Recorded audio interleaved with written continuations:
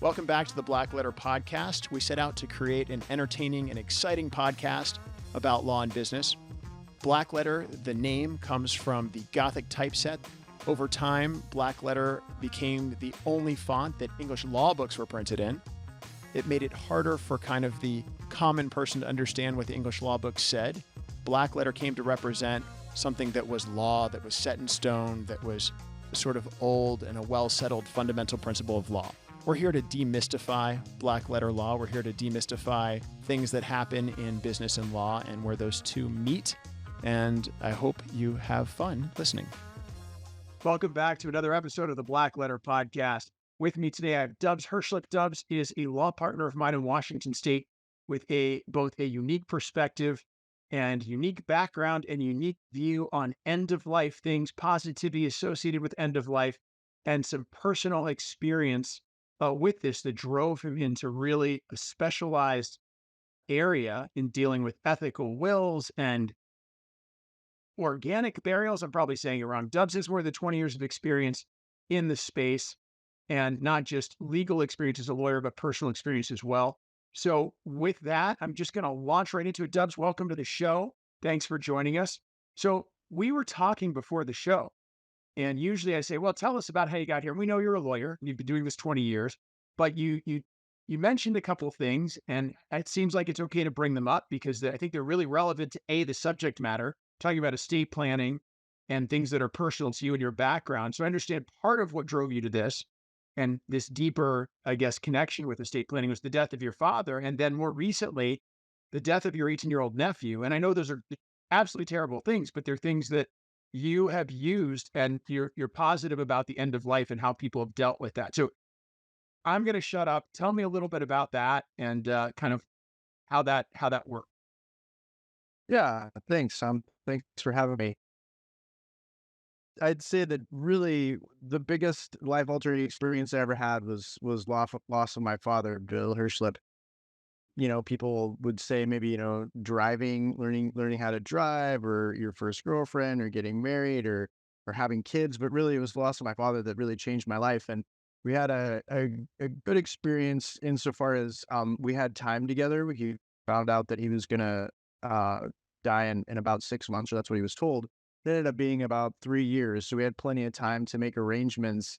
And even though it was very sad, my dad was surrounded by loved ones, and it seemed like a very peaceful way to pass. And all of the people around him had helped him coordinate end-of-life care, but he had helped coordinate the passing on of his assets. And so one thing that he did was he'd write little notes to us, organizing, here's the combination to this safe, and here's the trick with this car and how to drive the car, or here you can find the keys to the the locks here, and just those little post-it notes, all these little organizational memos from my dad were messages directly from my dad. So I got to hear his words and be reminded of his spirit even after he was gone. So even though I was totally devastated, as most people are when they lose their parents, I laid in bed for a week or so, and really wasn't able to get my wits about me. He was there with me in spirit by the writings that he had put down, even though they hadn't been drafted by an attorney necessarily. He had spent time looking at the possibility of death, and really it wasn't just a possibility, it's inevitable. And planning for it and making sure that he was creating or causing positive change through his death. And that's really what I mean by death positivity. So that's super interesting. So tell me, how did that drive you to estate planning? And how does that relate to, I guess, other things that have happened in your life that kind of create the backdrop for you and what you do that's unique in the estate planning world? Yeah, the loss of my father and his efforts to plan for his death, and the people who surrounded him. My mom, who was his ex-wife, also helped him plan to pass on the assets and to put things in writing and to have conversations with his heirs about what their expectations are, how they would interact with each other.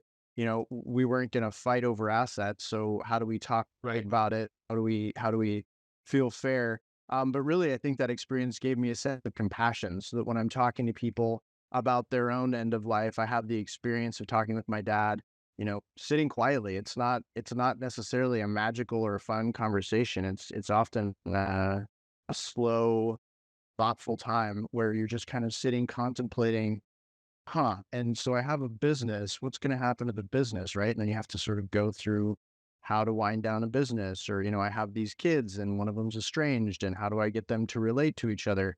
It's a very complicated, thorough conversation, and the relationship that I had with my dad during those last 3 years gave me the patience and compassion to just sit and listen to people during these, sometimes challenging discussions. A lot of people come to me for these topics in scarcity. They come with, either feeling scarcity of time for themselves, that they don't have time to do what it is that they want to do, or scarcity of money or their loved ones, where they're like, geez, I don't know if I'm going to have enough money to provide for my kids. And we can kind of talk it through of, okay, well, did you designate beneficiaries to all of your accounts? Have you thought about how to pass on any of the assets like cars, trucks, or, maybe you can maximize the value now by finding collectors who are interested in these assets that you may not want to pass on to your kids, because if they don't want them, don't bother passing it on. And then I had the good fortune of just going to work for a law firm that really focused on estate planning. They had only been doing estate planning for the most part for over 100 years. I ended up learning under their mentorship, and so got a lot of really great experience with average estate sizes and even legacy planning, some of the complexities of trust, and definitely the business transition planning. I think that's one of the blind spots for a lot of people. Business people often kind of hero their way through things, and we can't hero our way through death. So the transition planning is really critical for business owners, who often end up being a lot of my clients. But tell me, Dubs, what about your nephew? I know that happened recently and on his 18th birthday, just a few weeks ago. How did that impact you? And I mean, it sounds to me like a lot of your experience and the difference you have as an estate planner is that you've been through the process of having somebody really close to you die. And it took 3 years, and you spent 3 years planning with that person very personally. So that gives you a really unique connection to your clients when you talk to them about the same issues. Combine that with working for a firm that has 100 years of estate planning experience, and bringing those things together, marrying them to your client, kind of like post-structuralism. You're bringing these varied things, and they're bringing their experiences, and you guys are kind of, ending up in a Derrida Foucault world. I don't know. That's probably too much. But so point. So tell me about your nephew. Yeah. How did that work? Yeah, I bring it up. So you mentioned it was okay. Yeah, really sad. My nephew Riley, on his 18th birthday, was killed by a drunk driver going the wrong way on a highway. And the story, just to give the moral up front, the story is, we don't know when we're going to go. This isn't the way I approach my conversations with my clients. Is the personal story, but the conversation that's assumed and we don't usually talk about is, you're not going to die today, you're not going to die tomorrow, but sometime it's going to happen, so let's plan now. Well, this was one of the situations where it was happening today, and no one knew. And the irony is that he was turning 18, so this was his rite of passage. He was going to move on, move out of his parents' house, move into his own apartment. He already had a job working at Starbucks. He was a hard worker and saved money and really had all these great plans. And they had this celebration. The parents of Riley had this celebration with him, and he, during the celebration, for some reason said, my life is so wonderful. I've done all these wonderful things. I'm so happy. If I died today, I would be happy. And then somehow the conversation spun to, how would you like to be buried? And he had the foresight to tell them that he wanted to have an environmental burial and to be buried basically in a tree pot or below a tree, so that the tree's roots end up absorbing him into the body of the tree, which, it's really sad to hear. It's something that's kind of awkward for an 18-year-old to talk about. But ironically, it happened on the day that he died. And so days later, when we had the funeral, we were able to carry out his wishes and bury him under a cherry tree. So Wow. again, it's just an example of there's no reason to wait, and it can be a beautiful experience. Yeah. Wow. That's incredible, Deb. So taking all that experience, when we come back in the next segment, I'd like you to share some information that people should know about estate planning, and maybe we call them I call them war stories. Maybe that's, because I don't know. Sometimes I used to have a job shooting people, but whatever they are, war stories or anecdotes or whatever they are, share. We're going to ask you to come back in the next segment and share something that people can take some value from when it comes to this, about the actual planning process, and some good to use information. Thanks for joining us. Thank you, audience, for listening to this Blackletter podcast and joining us on the show today.